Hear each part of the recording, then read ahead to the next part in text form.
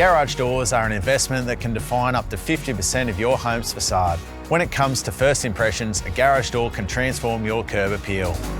Macquarie Garage Doors provide garage doors to admire at a price that fits your budget. So, where do you start when buying a new garage door? Garage doors are a little bit like buying a car. You can get a simple runaround or a fully optioned luxury vehicle. Whether you want a roller, panel or tilt door, start researching what you like online or what you've seen in your neighbourhood.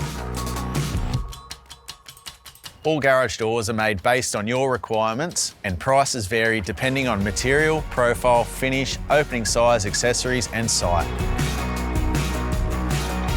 Generally, roller doors have been around a long time and are an efficient and cost-effective solution.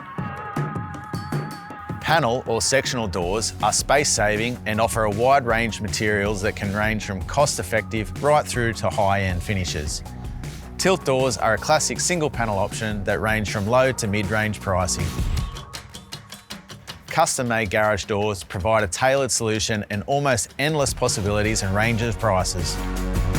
Once you've listed what garage doors look good, roughly measure the width and height of your opening.